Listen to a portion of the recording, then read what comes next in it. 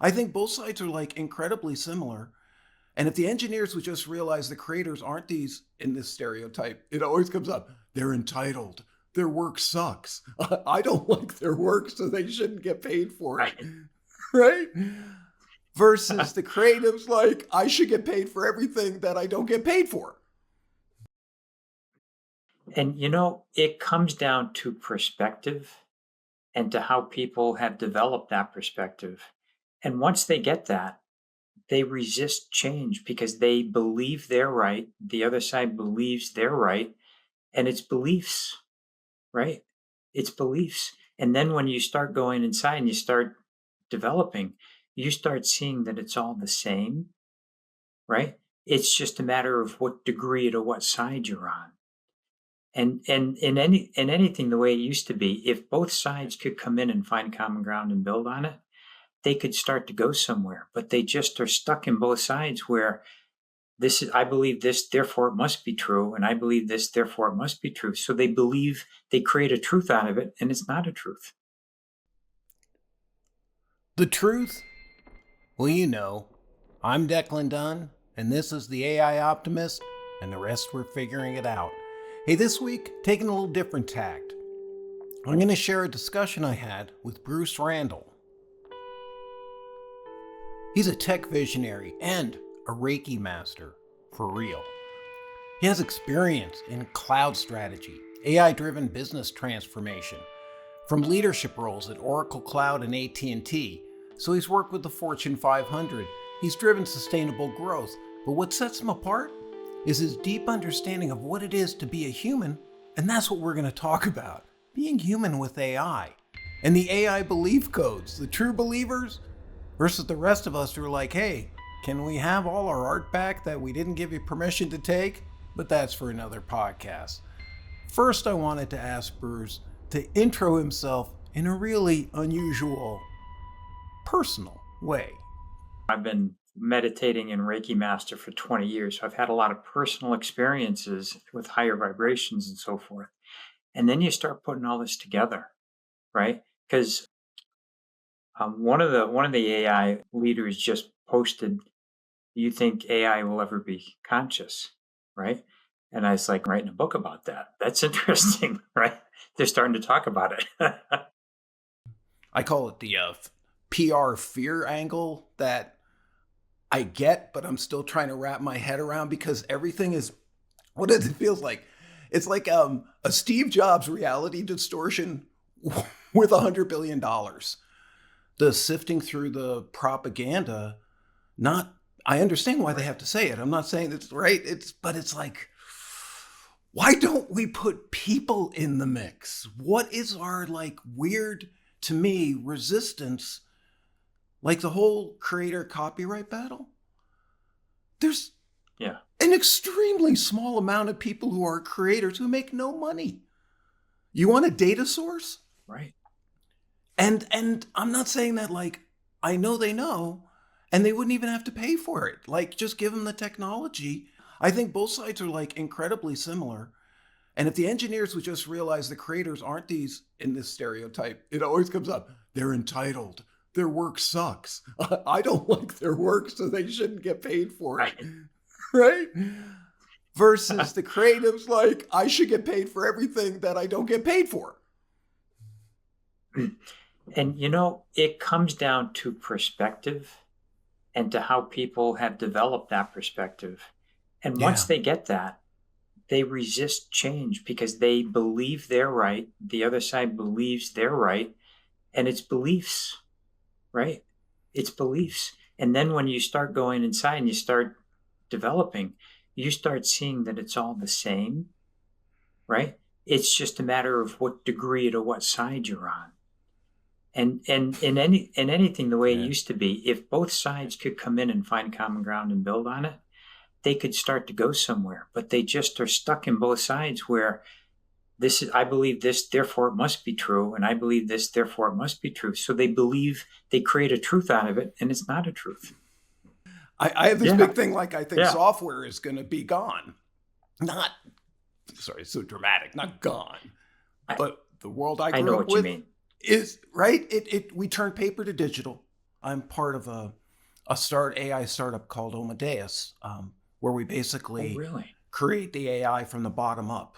So instead, we're starting with data, and I actually did a podcast with the CEO, which is where we started working together after about knowing each other Yeah. for a year. But Omedeus's thing is that we're an AI native platform, and that it starts with the data. It doesn't start with the LLM. And in fact, we just create Right. these mini LLMs and swarms. I mean, it's a standard practice, though I feel everybody Right. is being sold the API. I won't say API wrapper, but the idea of wrapping AI around software, I think, is one of the That's early. right. But do you find that is that just me sort of like selling my own thing No, on the podcast, or is there no, it's like the old software ways getting in the way? yeah, I believe the same thing because they're just building off LLMs, right? And putting a few rules in front of it, and they're creating content. That's, I mean, that is just a very basic level, and it's the deeper thinkers that say, "Hey, look, let's see what we can create that's unique." Instead of doing that route, they're you're doing what you're doing now. I've predicted because I mean, I've been in data for decades, right? Yeah, I see, and it's starting right now, where you're going to get silos of data. We went away from silos to these data lakes and common, right? We're going to go back to silos where there's specific data in there that's hard. It's true data, and if you want it, you have to pay for it, right? So if you're yeah, like, say, in the insurance industry, you're going to pay for the data in this vertical, and it's intelligent because you've built intelligence into it. And if you're creating new drugs, you're going to pay for the data in this silo because it's more valuable. And OpenAI is essentially doing that with their $2,000 to $20,000 you know pay base of their new AI. And what they're doing with that is, by doing that, they're creating higher end, deeper thoughts in those that start to train that LLM deeper, and it continues the training on it as people use it, but they're using it at a higher level than the average person, right? yeah. Yeah, yeah. Though it's interesting, though. Do you feel that any of the one of my, I won't say negative experience with ChatGPT because I like it, but it seems to me that the Yeah. safety measures recently have made it so. I have certain questions I ask LLMs that are real historical Yeah. questions that it was not politically correct to Yeah. ask, though I don't ask it that way. It's very factual. And I went to DeepSeek when it first like popped in. I was like, okay, let me try it. Let me try you out. Here's my adversarial question, which isn't. It's just like these are historical facts. I know where you can find them. And Yeah. DeepSeek was on top of it like the day is long. And it wasn't that it was afraid, but some of the limited ways, as I can say from an outside only perspective, but the way that they designed it to sort of like work on more like a startup was also inspiring to me because I feel like a lot of AI has that, like it's really cool. ChatGPT has that ability to create that intelligence, but will the safety levels in as far as the consumer experience create sort of an inequality? Because the higher you get in, the more you can control it, the more you can use it, obviously, and that's a good thing. But will all Right. this super, I guess I'm saying, will AGI and super intelligence be available to everybody? Right? No. Is that Not wrong? really. No. You know, whether it's right or wrong is an opinion, because there's nothing out there, an authority that says it's right or wrong, right? It's an I'm opinion. sorry. And some people are going to think it's wrong, some people are going to think it's right. And whoever thinks the most is going to win out. It's so funny you caught me on that one too. It's sort of become a bias because I think part of it is what's pushing people away from AI. Here's this nebulous thing, which we're sitting around a room. I love it, okay, and I love the tools. Yeah. So I Oh, see yeah. that, right? But it's like why that's sort of like, you know, I mean, you spent years in places like Oracle Cloud and AT&T before like going into consciousness studies. So that perspective of like the initial fear that people have, um, is it related to the fact that this is, I like the word intelligence, and you talk about firsthand insight into intangible aspects of intelligence. And I want, for me, I was like, that's almost like one of the roots of the fear that I see in people of AI. Could you share a little bit about what you see is the intelligence, and is this our intelligence reacting to it? I mean, the idea of AI's intelligence is what I'm saying, and how we actually play with it and integrate it. Well, AI is created by humans. It's a big database. It's updated, right? So it's all our content, and we've got some biases built in that, and you've touched on that, right? So Yeah. it is what it is, and it's updated, as often as it's updated. But as humans, we grow and we have our life that has created our experiences. Like, I mean, I've come back from death twice, and I've had interventions and all kinds of weird stuff, right? Wow. So Yeah. with this, it forms you into who you are, and everybody has life events that create who they are. So Right. I look at this and I see in people their belief codes, things that happen to them that change their beliefs, they carry for the rest of their lives. So everybody's Right. looking at it from their filter, which are different filters, but you're either biased to one side or the other, or you're not. And everybody's opinion is coming in based on that. And AI doesn't have that. AI has data, and everybody's got opinions in data. And there's a little bit of an opinion in AI because it's humans built it, right? Right. So, Right. you've got this mix. And when you try and find true data, it's hard. Like, when I was working for Oracle, I went to this company that was a huge mutual fund, right? And we Mhm. went in and we found that their biggest problem was they had a real hard time finding and keeping true data. Now, as you know, with companies, true data is an illusion to some, and some do a pretty good job of it, right? You know, Right. Right. but Yeah. it's just like humans, right? That who's right? It's our opinions that have turned into what facts for us, right? So you've got a bunch of Right. dysfunctionality out there, and it's creating AI. AI is an enabler. It's great, and I tell people, if you don't if you don't get involved with AI in your vertical, you're going to be looking from behind, because the people that have are going to be miles ahead of you. So everybody's got to connect. Everybody's got to get involved in AI to understand it, to see how it can enable them to move forward. And each person looks at it from a little different perspective, and they're going to get what they want to see, and they're not going to get what they don't want to see, pretty much. Yeah, the mirror. The That's one of the Yeah, things I yeah, think really scares people. Like I think that's one of the most powerful levels of the intelligence, is that its ability that's right. to I won't say right now, it can only reflect back. And when I work with AI, the thing that I love, I understand, I'm not anthropomorphizing it, right? It's not a person. I think, and we all do, Right. but I'm just saying, it's probabilities reflecting Yeah, back on me. And the better that I teach it my probabilities, that like my look and style and guides and various things, the better it can do. That the thing we're talking about, oh, AI and not using AI, there's a judgment happening. that's right. And how do you? I know we can't go in there saying, I noticed a judgment. I'm not saying we're like coming down, but it's there. The mindset, right? How do you sort of Yeah. playfully navigate that to help them get the most and optimize? Because everybody's use of AI is their use, in my experience. The way I do it is I ask a lot of questions, and I ask second, third, fourth, fifth, even sixth level questions to really understand where they're coming from. And once I understand where they're coming from, then I know how to address it better, because you have to play off the decision makers in order to understand where they want to go, to get them to where they want to go. Because a lot of people can't explain it, or they don't explain it well enough for a technical person to understand it. That's why they have to go deeper to understand their true meaning and what they really mean by that. And sometimes when you go deep enough, you get a Yeah, totally different answer that you didn't expect.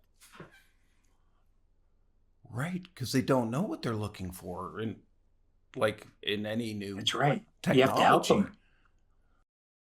AI enables us. We have to enable them. But like, look at the example, and we're clearly getting rid of low and mid level engineers and tech Right. coders, right? And I was Right. like that. We just told a whole generation to be coders. Yeah. What? Let's use that. This is just me. I'm like, what can we use that? But then I look, and I see that just like AI does, it solves problems. And the biggest problem in Right. coding are those jobs which are like they're there for a year. The companies don't like it. The people don't. It's just a Right. lose-lose situation. So if you're and that's a wonderful example. I think coding is incredible Yeah. in terms of what they can do with AI. But the idea of AI first, if they're going AI first, how do they prove it? And secondarily, how do you work with people to actually, because I've seen other companies start with the people and see where the technology fits for them. And it seems like we're doing it the other way around. Yeah, it's a good question. There's a TED Talk that I saw from Sanofi. They're a French pharmaceutical company. And the CEO, this was months ago, if not close to a year ago, he was talking that he wanted to be the first pharmaceutical company to put AI throughout the company. And he Mm-hmm. enabled every person in their position to help enable the people to do a better job, but he didn't force it on the company. He brought it through as, let's see how it can help you in your position. And he's, from what I believe, is the first one to put AI throughout the company.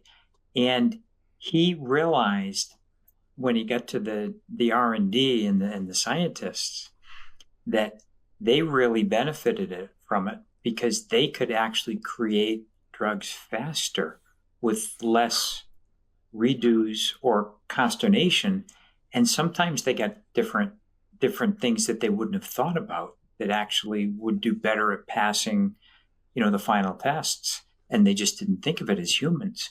So it's a great enabler. And if you embrace it to enable versus saying you're going to use this or else, I mean, in pretty much any way you introduce something, that's not the way to do it, right? You've got to you've got to get the Yeah. people to buy into it instead of saying you're going to do this. And if you do that and you get them to buy into it, you're going to have a lot more success.